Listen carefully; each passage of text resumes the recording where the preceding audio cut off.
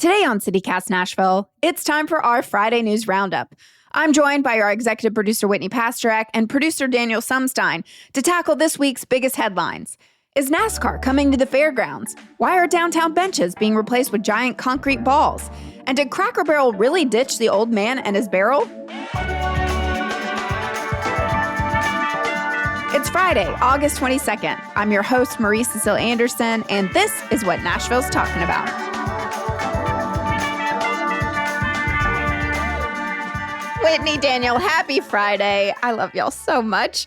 And you know what else I love dearly? The Nashville Pride Festival. Yes. Yeah. Let's shout them out.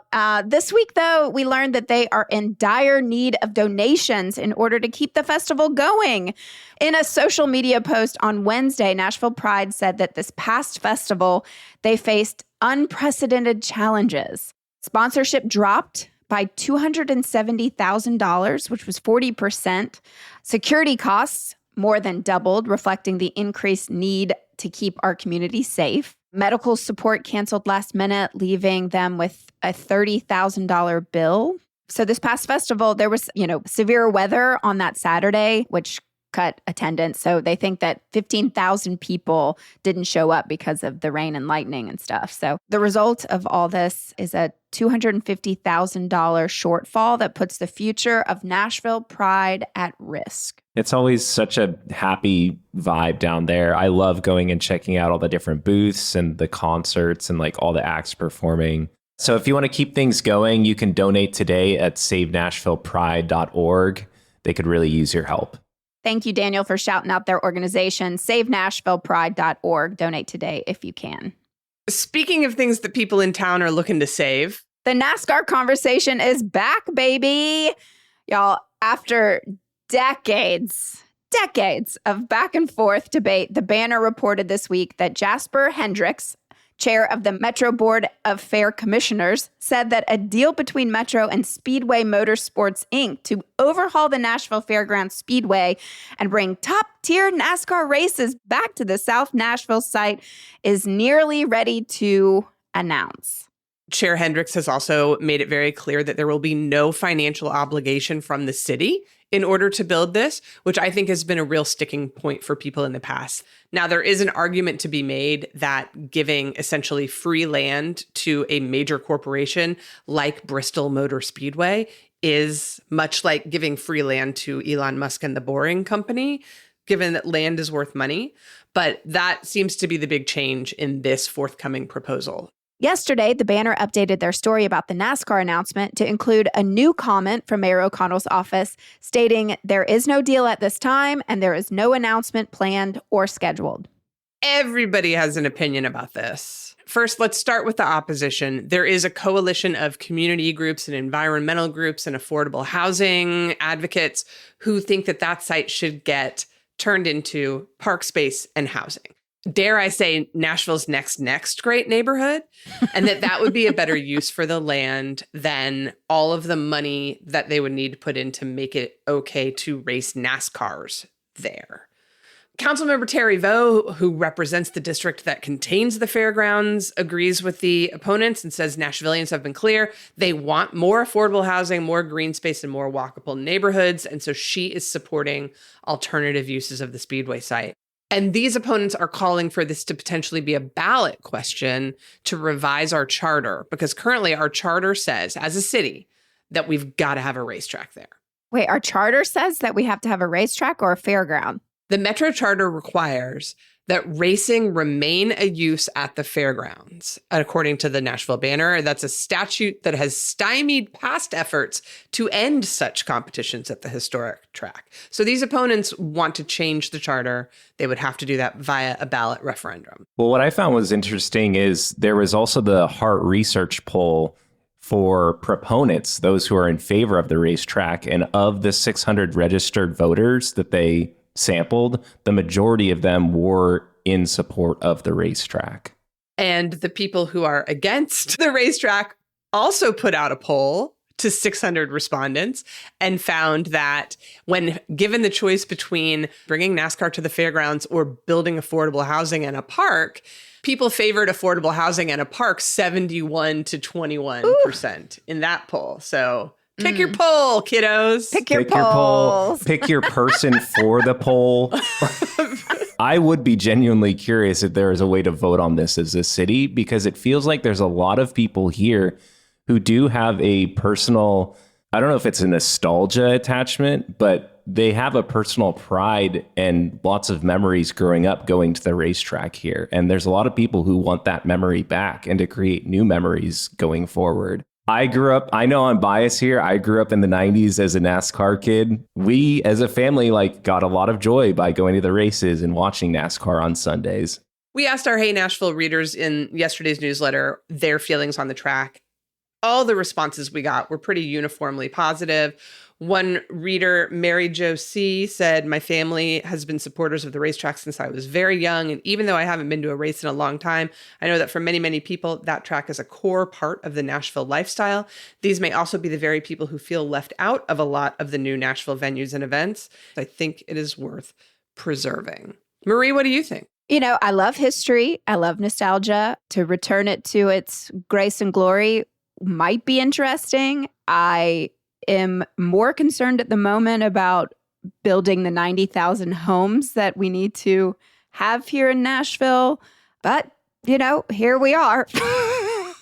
Okay, so we're going to now shift our attention to downtown, where actually people do drag race, which I have witnessed, and it's terrifying. The Nashville Department of Transportation has been removing benches along Korean Veterans Boulevard and replacing them with big balls.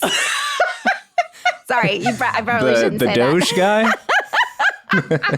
Actually, they're large concrete spheres. Oh, spheres. Y'all were aware of all those benches on Korean? Yes, absolutely. And I loved the scene story this week from our old friend Eli Modica. He pointed out that those benches brought together everyone who uses downtown, tourists and residents, locals and people who came from afar. They also provided a wonderful place in the shade for our unhoused neighbors to sit. Sitting, it's nice. Sitting's a nice thing that people should be able to do, in my controversial opinion. So all of these benches have been removed at the direction of NDOT following a collaboration with the Nashville Downtown Partnership and Downtown Council member Jacob Kupin. Something I just want to bring up, y'all know I love Japan. There's I know this is random, but there's no unhoused people on the streets. You really do not see in Tokyo, at least. And it's because of a thing called hostile architecture. Ah, yes, hostile architecture. Many people have probably noticed this impacting them in life. For example, you want to maybe lie down on a bench, but you can't because they've put bumps or handlebars or something in the middle of it. Hostile architecture. So are these big balls hostile architecture? What's the point of these? So Courtney Stone, NDOT Director of Strategic Communications, wrote in an August 14th email shared by the scene. She said, we're developing a plan to add an artistic element to the spheres and hope to have more information on next steps soon. We're committed to ensuring public spaces across the city are accessible, functional, clean, and beautiful. That's nice. Okay, but it's still a concrete sphere. Yeah. You can paint some flowers on it, but it's... is it a safety measure? That's certainly one argument in favor of it. You could also just put concrete benches. We're going to have a lot more about this on our show on Monday, so y'all are going to want to tune in for that. I do want to give one more shout out because we have no tunnel time. Tunnel time? We have no tunnel time this week. Thank Not effing talking about God. Tesla's underground. But I do want to give a shout out to two individuals in the Nashville community, Spencer and Neil. Spencer and Neil are urbanists. I've been known to refer to them as transit bros. And they did go downtown to look into the sittability of these spheres. I saw a picture of Spencer sitting on one. It can be done. It didn't look comfortable. I want to briefly address the real reason why they were downtown, which was to see if it was faster to walk a mile from WeGo Central to a bar or take the bus from WeGo Central to a bar at about 10 p.m. on a Saturday night. If you want to see the video of Spencer and Neil walk racing the bus, you can go to Transit Now Nash on Instagram and check it out there. These two gentlemen started walking at the same time as their friend Jeremiah left on a bus. They made it to a bar. They drank like 3/4 of a pitcher of beer before the bus that Jeremiah was on showed up. It took 30 minutes for the bus to make it because we have no dedicated bus lanes. So we have no dedicated bus lanes. We have disappearing bike lanes, and now there's nowhere for anyone to sit. So I will ask once again, who is this for? It is maddening, absolutely maddening what's happening to our city. We pay taxes. We live here too. This place should be for all of us. However, it isn't. And it's getting worse. And I mean, honestly, the NASCAR conversation is a part of that, because is the NASCAR Speedway going to be for tourists or locals? Yes, it can be for locals as well, but it will bring so many people from the Southeast to Nashville. But what I learned, I just want to shout out the contributor and Judy Tackett, because I went on a tour of downtown learning about the history of the unhoused people down there and the removal of the benches. It is systematically on purpose to remove seeing these unhoused people. Heaven forbid the tourists see. And so, it's happening all across the country. Yeah, it's optics. And it circles back to prioritizing the tourists in our town. It's really upsetting, especially being, growing up here, going to church and learning these Christian values. And then they just throw them out the window. If you've got thoughts about any and all of this, this is obviously a conversation that's going to be continuing. We have also reached out to Councilmember Coopin and expect he will be on the show in the near future. Email us, call us. That voicemail number again is 615-200-6392. We want to hear your thoughts about everything.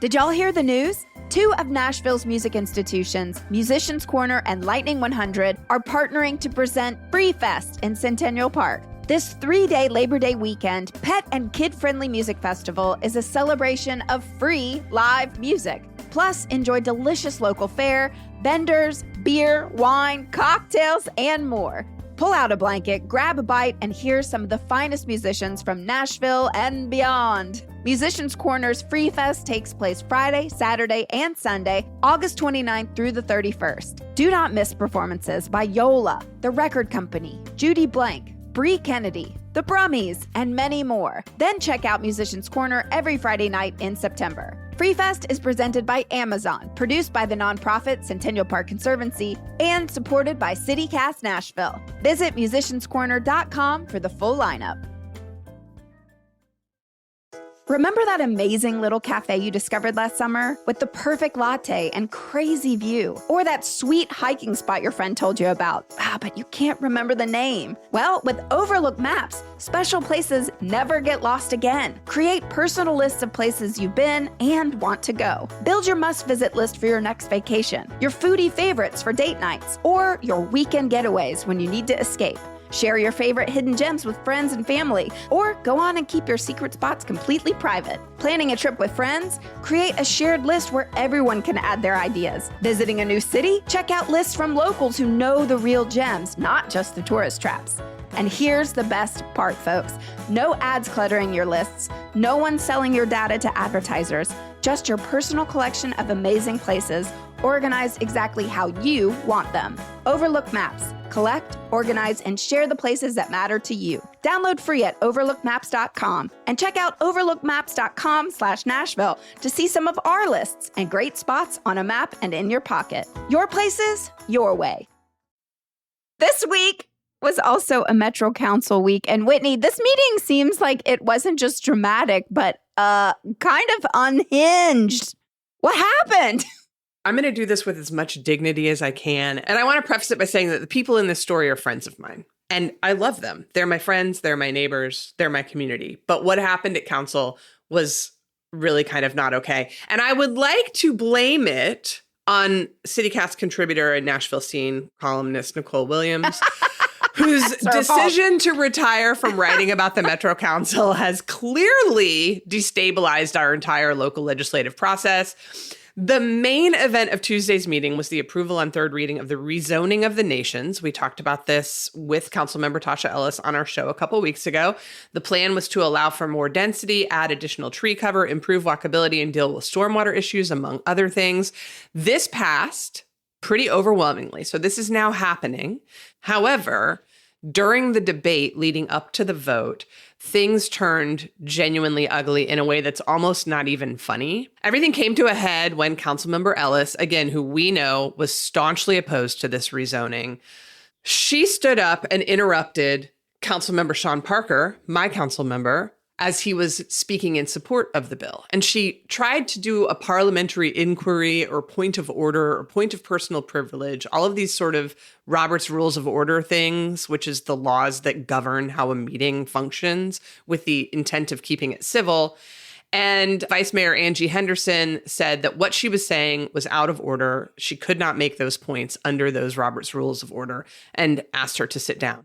The next speaker, Councilmember Jennifer Gamble, stood up to speak about her concerns about the rezoning, and there was another outburst. And apparently what had happened was that Councilmember Parker, Sean Parker, had gone to Tasha's desk, and he had said, and this is his exact wording, he told me that this is exactly what he said, "What the F is wrong with you? You're out of your effing mind." He did not say F. So Tasha stood up while Jennifer Gamble is speaking, says, "I've been threatened. Sean threatened me," which again caused Vice Mayor Henderson to ask her to sit down and telling her, "You are disrespecting this body."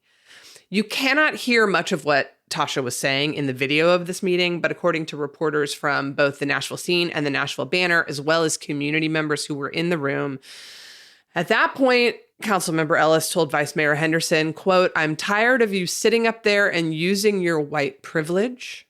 Councilmember Quante Toombs then suggested they take a recess, which the vice mayor said was not appropriate, but Tasha kept yelling, and so they went into a recess. This recess took like 15 minutes. None of that was on video, but again, according to reporting from inside the chamber, on the way out the door, Tasha apparently went and cursed out Sean Parker and told Vice Mayor Henderson, "You're not my mama." So this isn't great. Can we agree as a group? Yeah, not great. No matter what you believe, none of this is the way to conduct the business of our city. I do appreciate passion, but there's a time and place for it. So they came back from the recess and went straight to the minority caucus, who stood as a group and demanded that Sean apologize for his disrespect to Councilmember Ellis, and that the optics of a white male colleague approaching a black female colleague who is seated is an act of intimidation. Councilmember Parker did apologize on the floor for his choice of words. And long story short, the nation's is getting rezoned. Was Tasha made to apologize? Not that I'm aware of, no.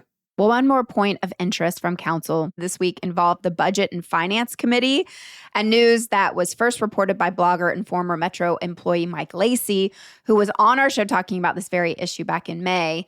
Whitney, what was that about? The Office of Homeless Services has contracted with an out-of-state vendor called DePaul USA to run Strobel House, which is the city's much vaunted supportive housing facility for people experiencing homelessness. And as Mike reported on his Substack, Rich Text, as well as on our show, that contract expired in September of 2024. But DePaul USA has continued to run the facility and pay employees with no contract for 10 months.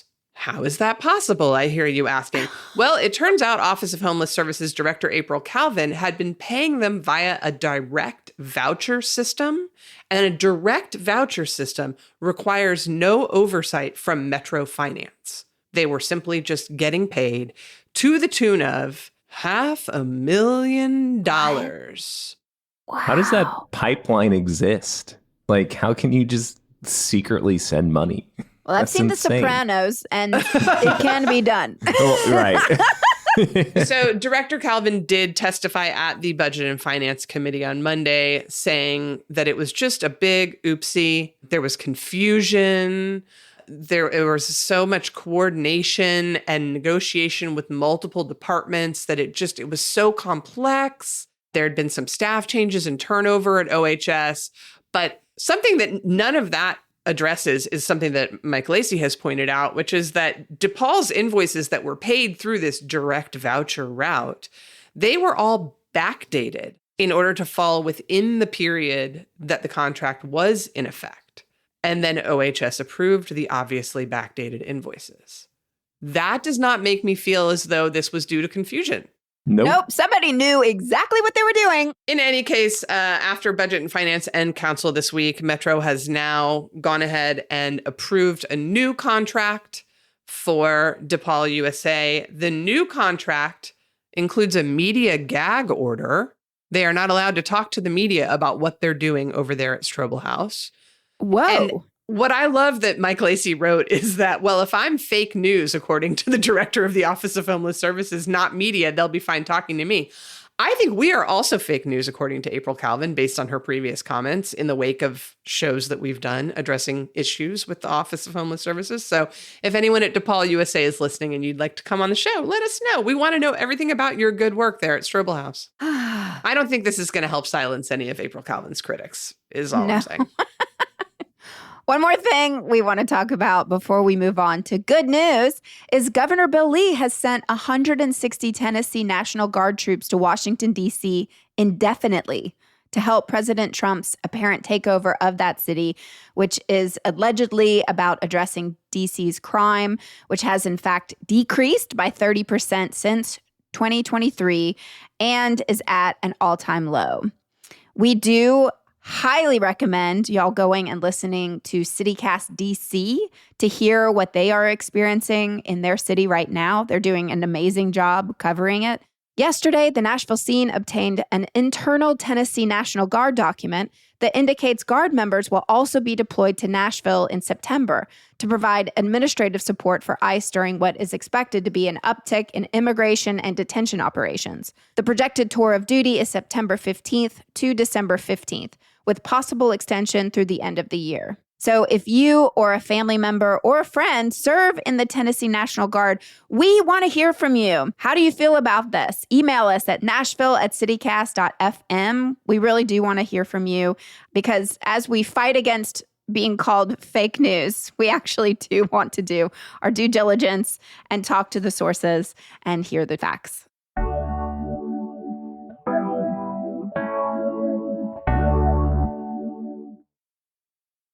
And now, on to Good news. This is really cool, y'all. I saw in the Nashville Scene, Chris Crofton, Nashvilleian, comedian, overall great guy, we love him, is celebrating his new album, I'm Your Man, and is playing an album release show tonight at the Basement.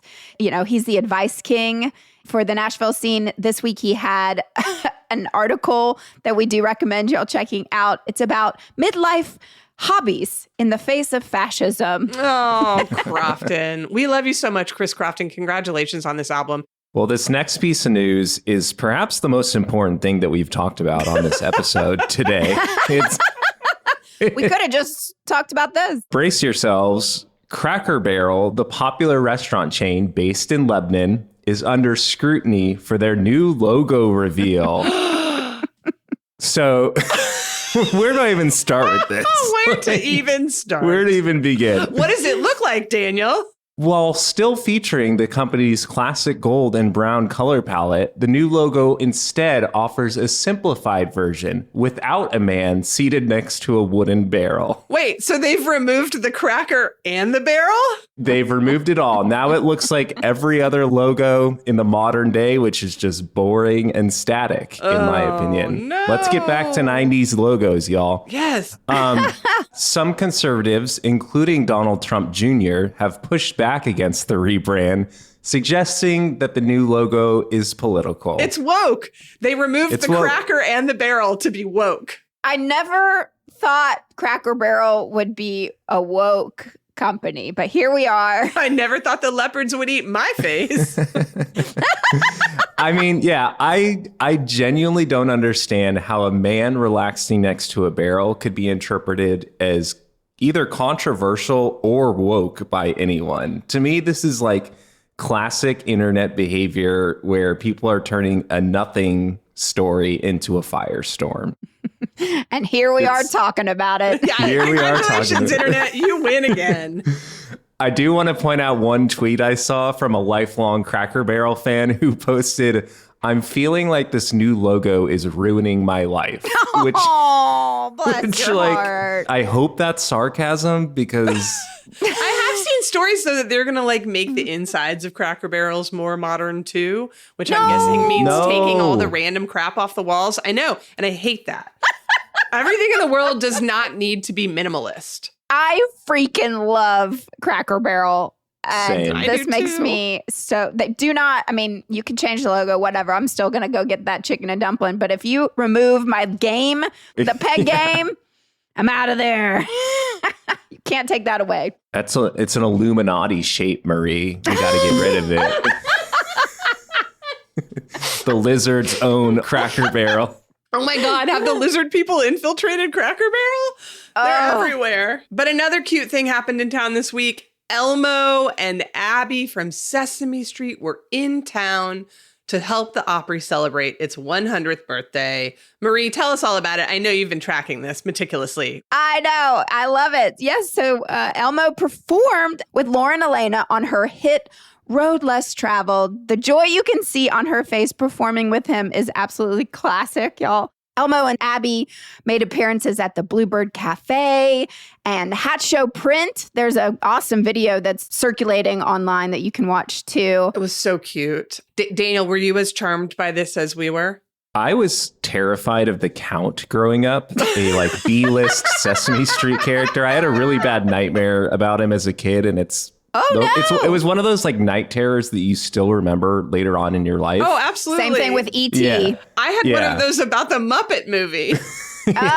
So just since then, never been much of a Sesame Street guy, but Elmo is a legend. I do want to know, like, has it been the same puppeteer? No. Okay. It's not the original guy. There was a whole scandal with the OG guy. We don't need to get into it, but no, it's not that dude who was in the documentary. It's a wonderful documentary, though. I love that you are just such a freaking wealth of knowledge, Whitney, that you know.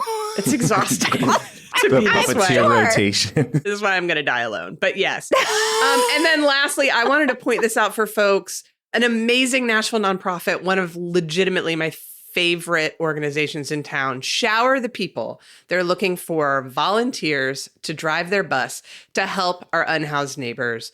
So these guys have turned like an old school bus into a mobile shower unit, and they provide hot showers, laundry service, hygiene supplies. They wash feet, and they show up at community events primarily around East Nashville. They are absolutely the best of all of us.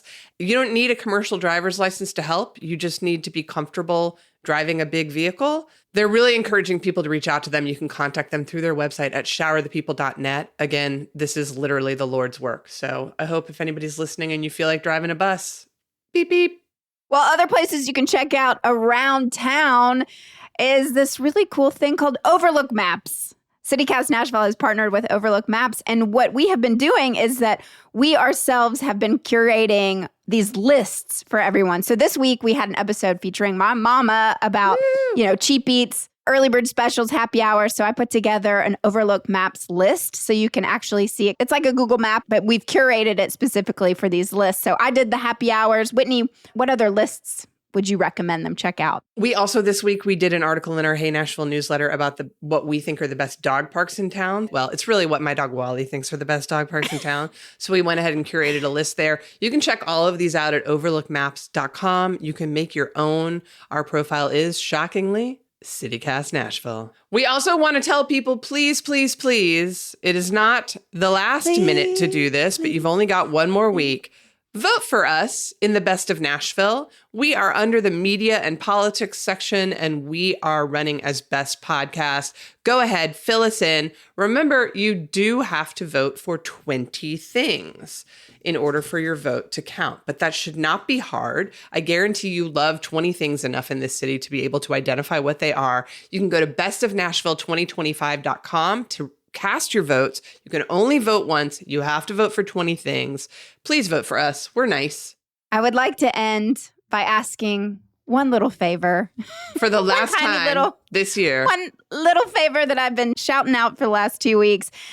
It is our annual listener survey time for CityCast, and we've been asking you to do this. It only takes 7 minutes to complete. Once you complete said survey, you are eligible to win a $250 Visa gift card and CityCast Nashville swag. Head on over to citycast.fm/survey. We know many of y'all took this survey last year, but it's a new year, new data. And we also know that many of you have already taken the survey this year, and we can't thank you enough. It makes a big difference in helping us continue to bring y'all everything that we bring you, which we hope is joy and mirth and information. And the fact that Daniel Sumstein was afraid of the count. The count. You're not getting that anywhere else in Nashville. One scared producer. One. I love it. I love it. Well, folks, I mean, we did it. That's it. Are y'all anything super exciting this weekend? Are you going to be riding your e-bike all over town, Whitney? No, and falling? I'm not going to be crashing my e-bike publicly this weekend, but I am going to go to Geodis Park Saturday night, see our boys in gold. They are on a 3-game losing streak. It's not great. So I'll be showing up to see Nashville SC and cheer them on, hopefully to a win so we can make the playoffs. My best friend James is getting married. I love you, James. And to his lovely wife, Savannah, who I also love. So very hyped for that. Well, I'm hyped because I am turning 44 on Sunday, August 24th. And to celebrate, I'm going to Dollywood. Hell yeah, Marie. Check out our social media. I'll be posting about Dollywood because it's one of my favorite places in Tennessee. And I love it so much. Happy birthday, lady. We love you. Thank you so much. We're so glad you were born. Happy birthday, Marie. You're the best. I'm so glad y'all are born. And I'm so glad everybody listening was born as well. Again, take that survey, listeners. Not end the podcast. That's how we end it. Have a wonderful weekend, y'all. Stay safe. Thanks, everyone. Take care of each other.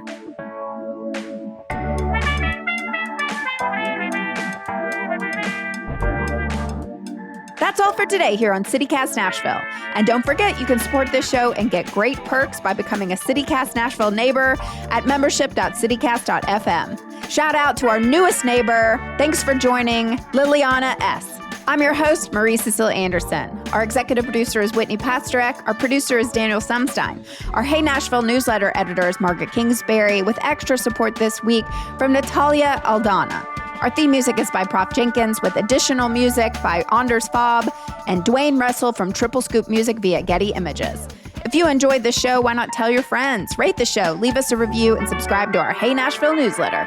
We'll be back Monday morning with more news from around the city. Toodles!